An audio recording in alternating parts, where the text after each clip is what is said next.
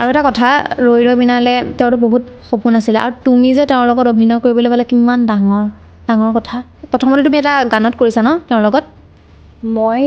class 8-9 মানত আছিলোঁ তেতিয়া সৰু বহুত আৰু দাদাক যেতিয়া মই ক'লোঁ যে মোৰ নামটো মৌচুমী আলিফা দাদা তেতিয়া দাদাক ক'লে আৰু মৌ দাদা মানে মৌৱে দি দিলে আৰু মৌ বুলিয়ে মাতিলে মৌ বুলিয়ে নামটো জানিলে আৰু তেনেকৈ তাৰপাছত তেনেকৈ লগ পাই মই গীত গাওঁ যিহেতু দাদাই জানে সৰুৰ পৰা মানে 3 yearsৰ পৰা মই এইটো লাইনৰ লগত জড়িত চ' গীত গাওঁ বা তেনেকৈ অভিনয় কৰোঁ তাৰপিছত দাদাৰ লগত মোৰ এটা গীত গোৱা বিৰাট ডাঙৰ এটা সপোন আছিলে লাহৰী বুলি এটা গীত গাইছিলোঁ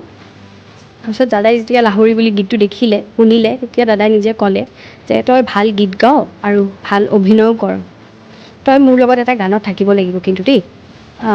তাৰপিছত তেনেকৈ 2021ত মনৰে কইনা বুলি এটা গীত আছে তাৰপিছত সেইটো দাদাৰ লগত মই প্ৰথমবাৰৰ বাবে অভিনয় কৰিবলৈ সুযোগ পাইছিলোঁ